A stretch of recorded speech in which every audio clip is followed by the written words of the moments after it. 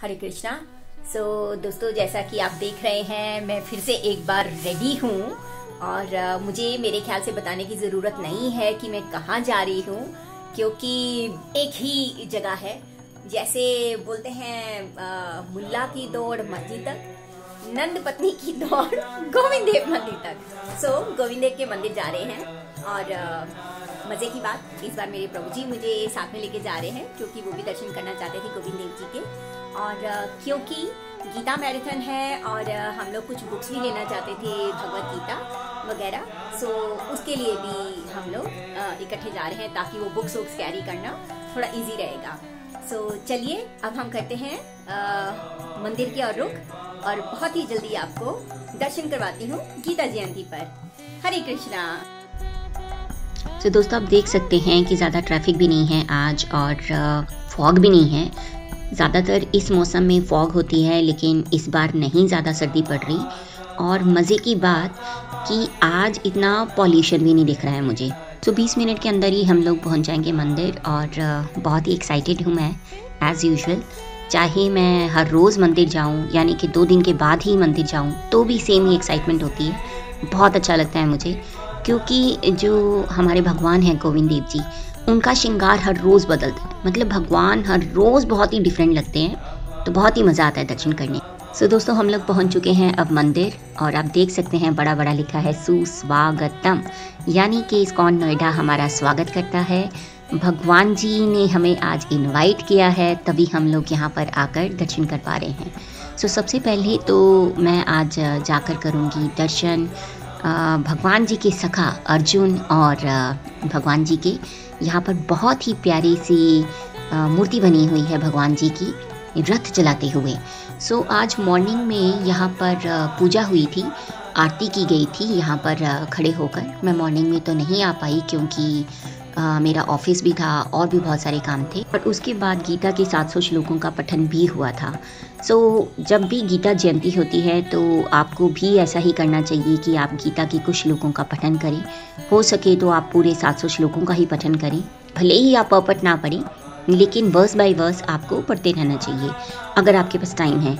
मैं तो नहीं पढ़ पाई, लेकिन मैं सोच रही हूँ कि आज से मैं संकल्प करूँ कि हर रोज़ मैं गीता के 2 श्लोक तो एटलीस्ट पढ़ूँगी ही। वैसे तो भगवत गीता मैं काफ़ी बार पढ़ चुकी हूँ, लेकिन फिर भी हमें हर रोज़ पढ़नी चाहिए। मैं संकल्प कर रही हूँ कि 2 श्लोक मैं हर रोज़ पढ़ा करूँगी। सभी का स्वागत है। आज विशेष दिन है। आज क्या है? एकादशी महात्सव के, गीता जयंती महात्सव के। आज की एकादशी है मोक्षदा एकादशी। आपको मोक्ष प्रदान करेंगे एकादशी। तो इसे बैठ के नहीं होगा, बैठ के तो मोक्ष मिलने वाला नहीं। आपको क्या करना पड़ेगा? भगवान का नाम लेना होगा। हरि बोल। कर सकते हैं आप भी भगवान जी के दर्शन। हमारे राधा गोविंद देव जी आज देखिए कितने सुंदर लग रहे हैं, और राधा कुंड प्रभु आज कीर्तन कर रहे हैं, और बहुत ही अच्छा कीर्तन करते हैं राधा कुंड प्रभु जी। मुझे बहुत ही अच्छा लगता है जब प्रभु जी कीर्तन करते हैं। तो बल्कि ऐसे डिवोटीज़ नहीं मैं कहूँगी, मतलब वो लोग भी जिन्होंने कभी हरे कृष्णा भी नहीं कहा, वो भी झूम झूम के नाचने लग जाते हैं। तो आपने देखा होगा कि जब हम गोकुल धाम गए थे, तो राधा कुंड प्रभु जी बहुत ही अच्छा कीर्तन कर रहे थे और सारे बहुत ही ज़्यादा नाच रहे थे। और अभी जैसे आपने सुना कि प्रभु जी बिल्कुल सही बात बोल रहे थे कि आज मोक्षदा एकादशी है, लेकिन अगर हम सोचें कि बैठे बैठे ही हमें मोक्ष मिल जाएगा, तो ऐसा नहीं है। भगवान जी का नाम लेना होगा, कीर्तन करना होगा, भगवत गीता का पठन करना होगा, तभी हमें मोक्ष प्राप्त हो सकता है। वैसे तो भगवान जी बहुत दयालु हैं। आपने देखा होगा कि मोक्षदा एकादशी की कथा भी आप पढ़ेंगे, तो उसमें यही बताया गया है कि इस कथा को सिर्फ सुनने वालों का ही मोक्ष हो जाता है। बहुत छोटी छोटी चीज़ें हैं जो मैटर करती हैं भक्ति में। हमें लगता है कि हम ये चीज़ कर रहे हैं, लेकिन इसका क्या फ़ायदा होगा, हमने तो सिर्फ अगरबत्ती ही घुमाई है भगवान जी के सामने, इसका क्या फ़ायदा होगा। लेकिन हर छोटी चीज़ भक्ति में, जो कुछ भी आप करते हैं, वो व्यर्थ नहीं जाती है, वो हमेशा आपको कुछ ना कुछ ज़रूर फल देगी। आप देख सकते हैं कि वर्किंग डे है, लेकिन फिर भी काफ़ी लोग आए हुए हैं यहाँ पर, और मे भी ऑफिस के बाद ही आए हैं। सुबह के समय तो बहुत ही भीड़ रही होगी यहाँ पर। अब मैं आपको लेके चलती हूँ उस इवेंट की ओर जो इस महीने में की जा रही है, यानी कि तुला दान। यहाँ पर अपने वेट के हिसाब से भगवद गीता लोग लेकर जा रहे हैं और उसका आगे वितरण कर रहे हैं। जैसा कि बताया जाता है कि अगर आप तुला दान करवाते हैं, यानी कि अपने वेट के बराबर की भगवद गीता या फिर कोई और चीज़ जो भी आप दान करते हैं, तो आपको उसका बहुत ही लाभ होता है। आप बहुत ही पापों से मुक्ति पाते हैं और भगवत धाम जाने के लिए आप एलिजिबल हो जाते हैं। आप देख सकते हैं कैसे लोग अपने बच्चों का तुला दान करवा रहे हैं कि बहुत ही क्यूट बेबी लग रहा है ये तो। और एक तरफ भगवद गीता है और दूसरी तरफ बेबी बैठा है। क्योंकि ऑब्वियसली मुझे लग रहा है कि बेबी छोटा है, तो उन लोगों ने एक ही बड़ा कार्टन रख लिया है और बेबी के साथ ही थोड़ी सी भगवद गीता रख दी है। इसी तरीके से होगा ये तुला दान। और यदि आप लोग भी चाहें तो अपने बच्चों का तुला दान करवा सकते हैं। बहुत ही अच्छा होता है बच्चों के लिए और बच्चों में भी बहुत ही अच्छे संस्कार आते हैं। मैं भी चाहती थी कि मैं अपने प्रभु जी का तुला दान करवाऊं और जो भी उनके वेट की बराबर की भगवद गीता रहेगी उसका वितरण करूं। लेकिन मेरे प्रभु जी की फ़िलॉसफी कुछ और ही है और वो इतना इंटरेस्टेड नहीं है इस एक्टिविटी में।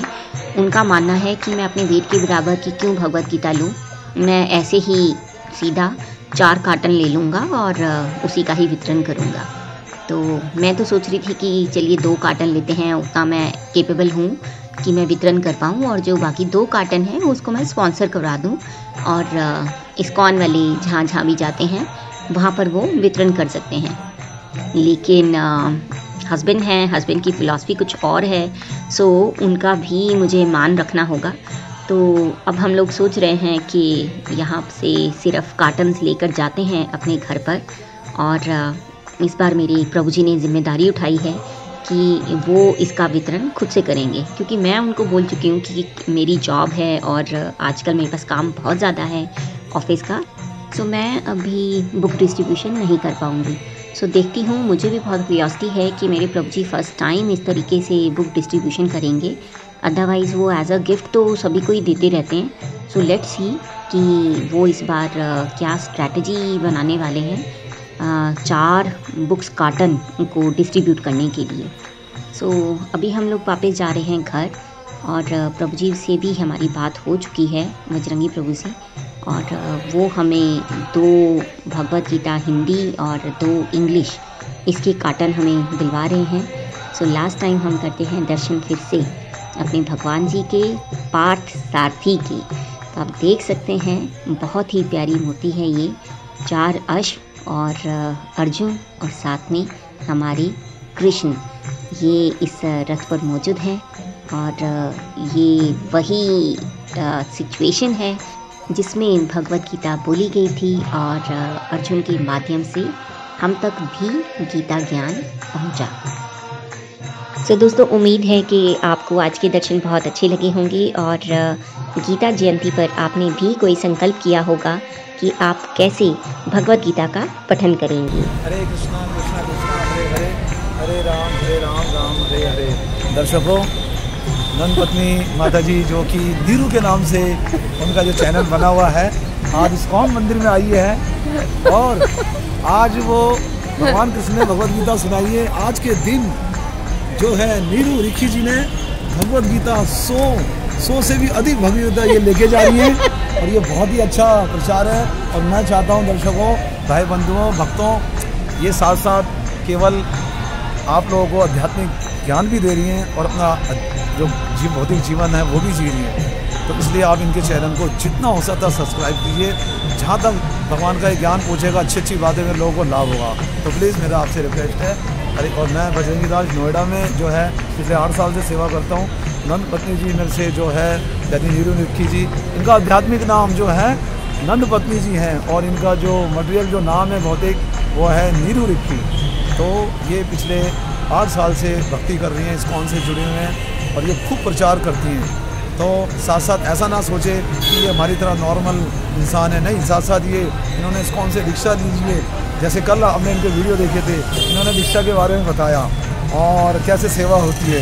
तो आज जो है नोएडा मंदिर में आई हुई हैं और अपने प्रभु जी के साथ। तो ये देखिए कितना गीता है, और और आज इस मंदिर के अंदर तुला दान करा रहे लोग, तो इसलिए आज ये जो है 4 पेटी बॉक्स लेके जा रही हैं और सभी लोग इनसे ऑनलाइन से भगवत गीता मंगवाइए, तो मैं पहुँचा के ही देखिए और इनसे जुड़िए, ज्ञान प्राप्त कीजिए। थैंक यू, धन्यवाद। हरे कृष्णा।